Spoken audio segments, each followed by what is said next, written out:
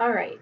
I would like to welcome you to class one of fundamentals of photography.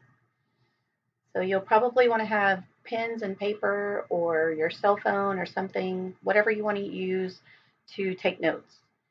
Um, you can also contact me with any questions if you need some clarification. You can contact me and I'm happy to answer any questions that you have. Um, I want to start off by giving credit where credit is due. I did not create most of this material myself. I got the majority of it from a couple of classes that I've taken online. There's a website that is called Creative Live, and they teach all kinds of online courses, and a big majority of them are about photography. So the teacher who taught me most of this information is John Gringo, Greengo. He has online classes that you can buy, and that's what I did. So one of his classes is about 30 minutes long, and if I remember correctly, it cost around $50. And then there's another class that I think is about an hour long, and it's $200 or around $200. And so I got a lot of the information that I'm teaching from those courses, as well as some other online resources. And then, of course, my experience, I added that in there as well. So John Gringo goes into much greater detail than I do. And so feel free to check him out. It's creativelive.com. So the first question that I usually ask is, what do you think is the most important element when it comes to photography? So just think about that question for a minute, um, and then think about what your answer is. The most important element in photography. Well, if you answered exposure or lighting, you are correct. I've had some people say the subject, I've had other people say focus, some people have said camera, but none of those are true. It is actually exposure. So it's the first concept that you really need to understand when learning photography. So photography is all about capturing light, and there's actually one definition out there of photography, which is drawing with light, and then some people say painting with light, but all of it has to do with light. So looking at the image on the screen, to the far left, we can see what an image looks like when it's underexposed. Um, so nothing is as bright as it should be. In the image that is in the middle is correctly exposed, and so the blue sky looks blue, the blue water looks blue, nothing is blown out, and nothing looks darker than it should. In the third example, or the third part, it is overexposed. And so the water looks white, kind of, and then the sky looks way lighter than it should, and so does the boat or whatever that is in the water. So this is important for many reasons. If you're taking pictures of a person or people, a lot of times it's going to be their face that will be underexposed, which is never a good look. This causes it to look what we call in photography lingo muddy, or that just means that it's darker than their actual skin tone. If it's an overexposed image, many times it'll be the sky that is blown out, or that is completely white instead of being blue. And in photography, there's like a general rule about what draws the eyes to a subject when you're looking at a picture. And one part of that rule is that the subject should always be the brightest part of the frame or at least close to it. So when we talk about exposure, we need to know how to check it. This on your screen now is an exposure indicator. It is something that you will definitely want to get in the habit of using continuously. You want the indicator to be as close to 0 as possible in most situations. There are always exceptions, but as a general rule, the indicator should always be within one stop of the 0. If it's a stop to the right, it will be brighter, and if it's a stop to the left, it'll be darker. If it's all the way one direction or the other, your image is going to be solid white or solid black, and we don't want either one of those. So cameras are calibrated to middle gray. The camera has no idea what or where it is shooting, but it's trying to get an even balance or an average of white and black in order to make an evenly exposed image, which brings us to middle gray. While it works well for the majority of lighting situations, there are always exceptions. If you're shooting a subject that is gray, you'll usually get a true result from your exposure indicator, which is kind of rare. But if you're shooting a scene that is mainly black, like, say, a groom in a black suit outside at night, or mainly white, such as a bride in a white dress on a sunny day, it's going to throw that meter, your exposure indicator, or your light meter off. So you'll need to make small adjustments when you're capturing scenes with a lot of white or black. And one thing that you can do is change your metering mode in the menu settings to either multi-segment or evaluative.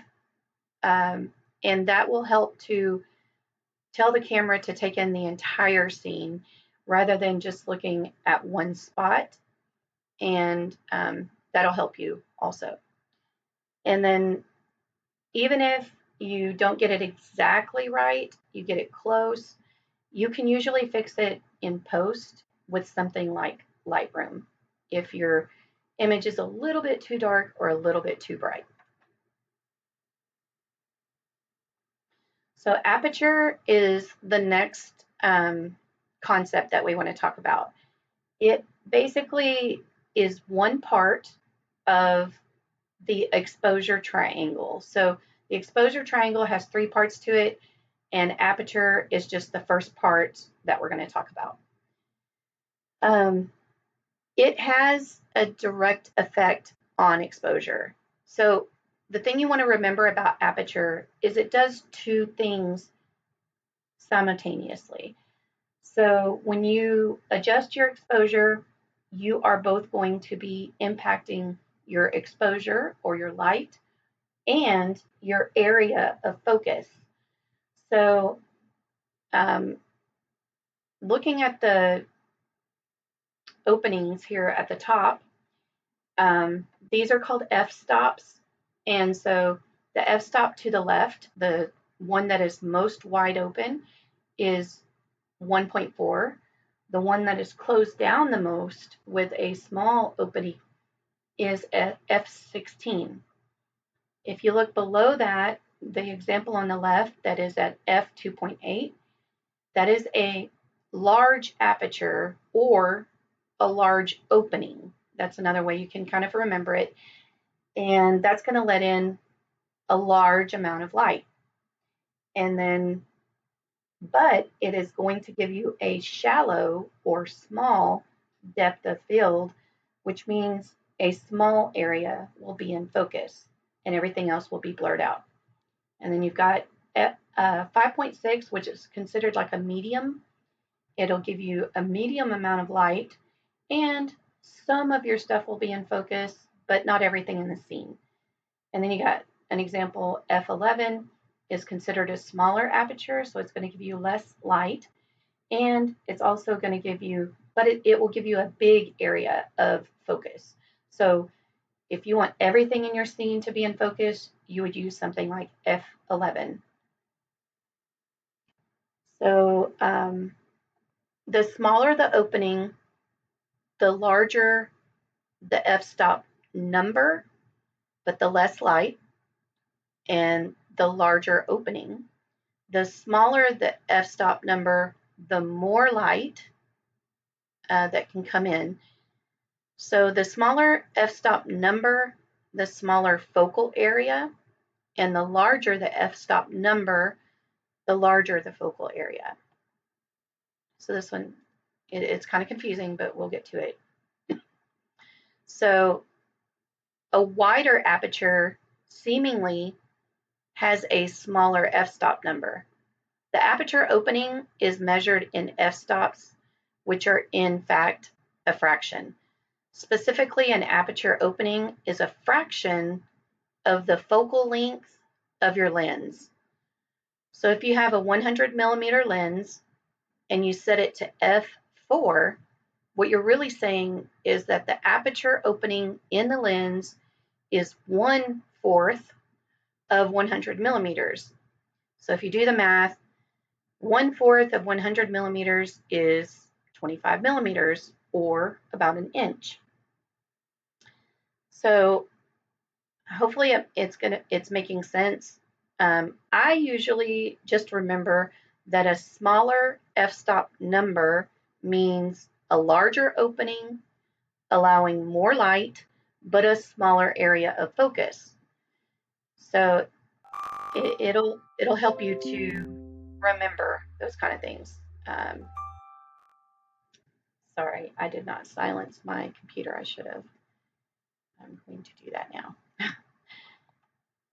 All right, let's move on. All right. So after aperture, the next thing that we're going to talk about is shutter speed. And it's part of, again, that exposure triangle. And it's exactly what it sounds like. It's the speed at which the shutter of the camera closes. So a fast shutter speed creates a shorter exposure, and a slow shutter speed gives us a longer or brighter exposure. Shutter speed is necessary for capturing motion, something that's vital in genres like long exposure photography or capturing fast moving subjects like running animals or cars. It also has an impact on the camera's shakiness and the possibility of shooting handheld versus the need for using a tripod. I like to think of the shutter like our eyelids. When we close them very slowly, our eyes continue to quote unquote take in light until they're completely closed. So we are gathering light as we're slowly shutting our eyes. But when we blink quickly, everything, all the light disappears very quickly. So when you use a faster shutter speed, it's cutting your light as you go faster and faster on the shutter speed. As you go to a slower shutter speed, you're giving yourself more light because the shutter is in front of the sensor, and the sensor is not exposed for very much time each time you take, if you're using a fast shutter speed. But if your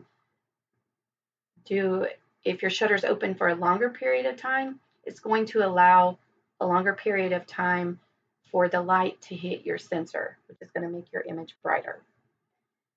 So yeah, we'll just, each stop on the shutter speed will cut in half the amount of time as you go faster, and it will double the amount of time as you go slower on your shutter speeds. The shutter does not always, it doesn't impact just exposure. So your shutter speed impacts both your exposure and motion. So it will either freeze or blur motion according to the speed that it closes. Shutter speed is just related to how long the camera shutter is open and capturing light. Shutter speed simply has to do with a period of time. It has a big impact on the exposure. A shorter shutter speed will mean a darker image, whereas a longer shutter speed will capture a brighter image. So when you double the stop, you will also double the impact on the amount of light. Shutter speeds also represent fractions. So looking at our shutter speeds, which number is bigger, 2 or 8?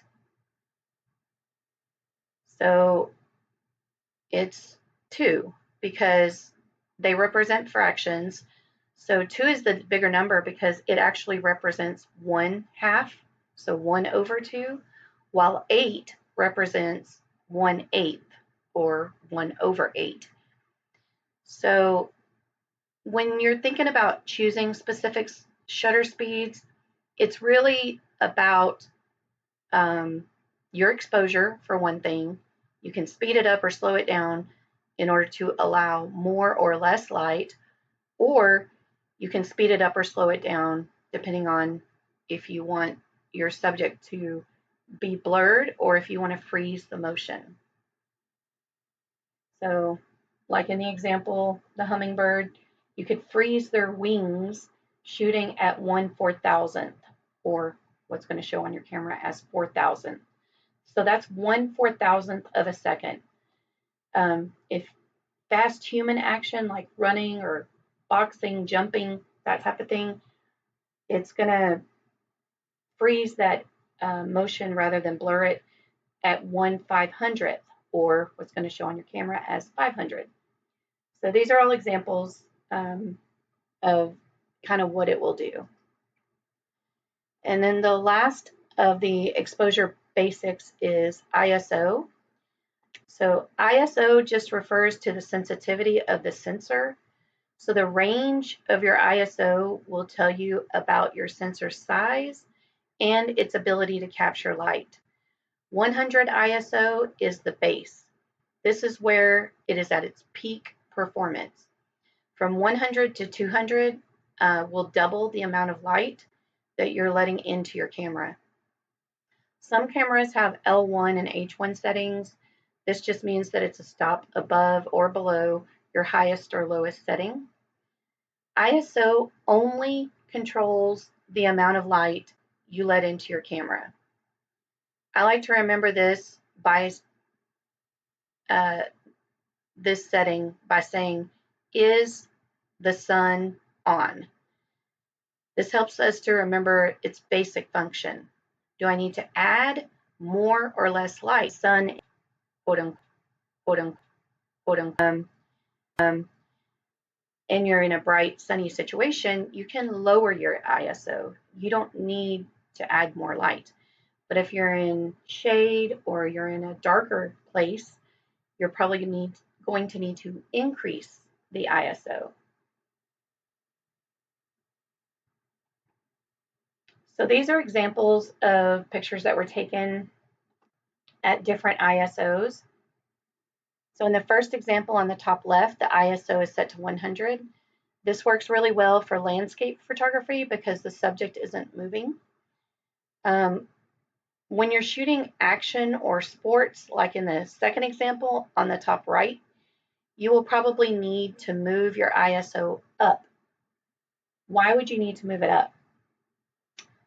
The answer is because you would have to increase your shutter speed in order to capture or freeze that motion. And when you increase your shutter speed, you are decreasing the light. So in this situation, it was a somewhat sunny day, but because the subjects were moving, shutter speed had to go higher, which means the ISO also had to be increased. And then In the third example on the bottom left, this was taken in open shade, and um, the shutter speed had to be increased because there were people moving in the picture, and it was a little bit darker. So the ISO had to be bumped up to 1600. And then in the last example, this was inside an aquarium, and it was dark. There was no tripod, so the shutter speed had to be increased because the people were moving and so were the fish. And since there was no tripod, the ISO also had to be increased to 6400. Um, let's see. So apart from exposure, ISO has a major side effect called digital noise.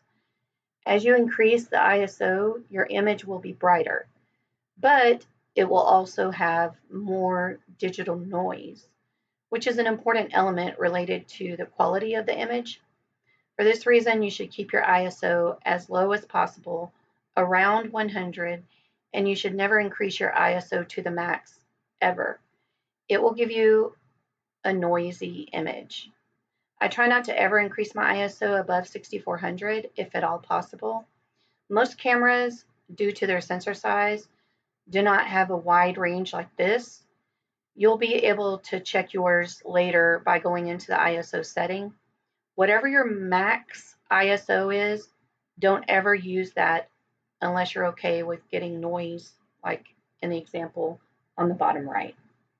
So on the top right, you got ISO 50 and ISO 100. Those look good. The higher you go on your ISO, the more grainy or noisy your picture starts to look. So we've been moving through it pretty quickly, but it is time for a pop quiz. So if you have your pen and paper, I want you to write down each one of these questions, or you can just write number 1, 2, and 3. There's really only 3 questions. So the first question is, what is aperture? And how does it impact exposure? And then what else does aperture do? So really that's a 3-part question to question number 1. So that would be like question 1, A, B, and C. And then the next question is going to be, what is shutter speed? How does it impact exposure? And what else does it do? And then the last question is, what is ISO? How does it impact exposure? And what does it do? At this point, I want you to pause this and write down all your answers before hitting play. And then I'm going to go over the correct answers. So, what is aperture? Aperture is what your camera uses to, with f-stops, it's an opening inside your camera, or in your lens, I should say, that allows more or less light. So a bigger opening is going to allow you more light, smaller opening allows you less light. And then what else does it do? It also impacts your focal area. So a wide aperture or a small f-stop number is going to give you more light, but a smaller focal area. So if you're taking a picture of a group of people and you have it set to something like f 2.8, the person that you have your focal point on will be in focus, but no one else in the image will, just one person. And if you're only taking a picture of one person, you're good. It doesn't matter. It works out well. So the answer to your next question, what is shutter speed? Shutter speed is simply the amount of time that your camera is open and your shutter is open, allowing light to come in. A fast shutter speed means very little light because it opened and closed very quickly. Slow shutter speed means it let in a lot of light. But when you use a fast shutter speed, you can freeze fast motion. And when you use a slow shutter speed, it's going to blur motion. And it's also going to impact if you can hold your camera or if you need a tripod. And then the last question, what is ISO? It simply has to do with exposure. Is the sun on? Is how we remember it. And it will simply either allow more or less light. The goal is to keep your ISO usually between 1 and 400 and never go to the max ever on your ISO. And then what else does ISO do? That was a trick question. The answer is nothing. ISO is only about exposure. So once you understand the basics of aperture, shutter speed, and ISO, it's time to put them all together. The best way to see how these three elements interact with one another is through the exposure triangle. All three elements must be in balance if you want to capture a correctly exposed image. So when you adjust one side of the triangle, you'll have to adjust the other two, or at least one of the other two, in order to get a balance or a proper exposure. So you can see it in real time when you're using your camera, but if you were to, for instance, go to a more wide aperture like 2.8, you would see that it's going to increase the amount of light you have. So you would probably need to go down on your ISO or up on your shutter speed because they all interact with each other. Hopefully that makes sense. All right, the last thing that we're going to talk about is different kinds of cameras. Cameras have changed dramatically, obviously, since they were first invented, but they really began to change once digital cameras were invented. So point and shoot cameras, including cell phones, are very simple to use. They're great for beginners or kids who have an interest in photography.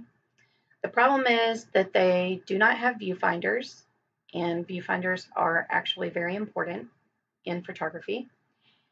And so the only thing that you can see is a small image on your screen. They're usually very low resolution. They have very small sensors, and it's really limited as far as what you can do or what type of photography you can capture with a point and shoot camera or a cell phone. So with point and shoot cameras or a cell phone, you may take a picture, it looks great, and then you put it on a computer screen or you print it out and it looks all noisy, it looks ugly, it's ruined because it has a very small sensor size and it's a low resolution image, which looks fine if it's like a thumbnail size or something very small, but when it gets bigger, it pixelates it and it just makes it ugly. So DSLRs are the next type of cameras. These allow you to see exactly what your lens is seeing, which is great. You can get the angle of view, you can see if it's in focus, you can see if the lens cap is on or off. It is the sharpest way to see with your own eyes what your camera is going to get. The downside is that the viewfinder is only a preview and it is not true as far as what you're seeing through a viewfinder on a DSLR when it comes to exposure.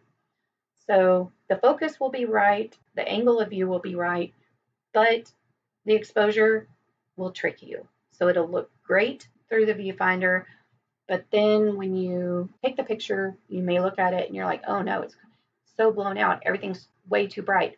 or everything was way too dark, but it didn't look that way through my viewfinder. I don't understand.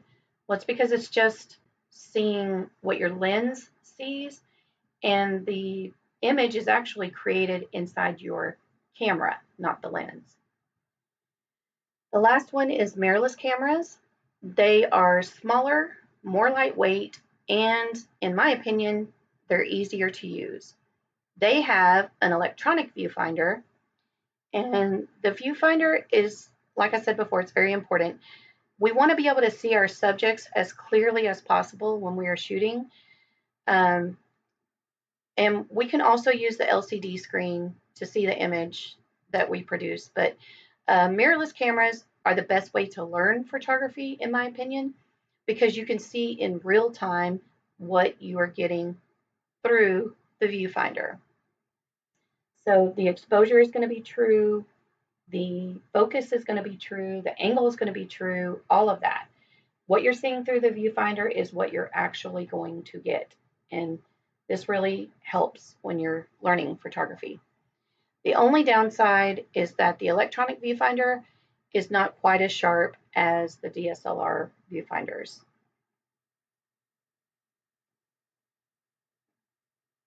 Okay, if you have a camera, I want you to pick it up, and we're going to talk about the correct way to hold it. So you can use the grip with your right hand, keep your pointer finger on the shutter button, and then with your left hand, you're going to cradle the lens with your fingers and have your thumb on the top of the lens. This gives you all the stability you're going to need. It's just the proper way to hold the camera. And then we can look at the settings. So everything that I've talked about is all for shooting in manual mode, which is what you want to have full control of what your camera is going to be doing. So you choose the aperture, you choose the shutter speed, you choose the ISO when you're shooting in manual mode. There is another option called aperture priority, and it's usually either A or AV. And this allows you to choose the aperture, and then the camera sets the shutter speed for you. It does not work out well, believe me. It just doesn't. Your camera's not that smart.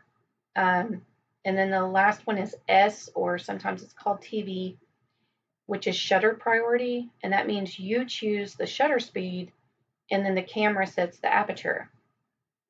There's also P for program mode, and that is when the camera automatically sets the shutter speed and the aperture. And so you would just be in charge of the ISO.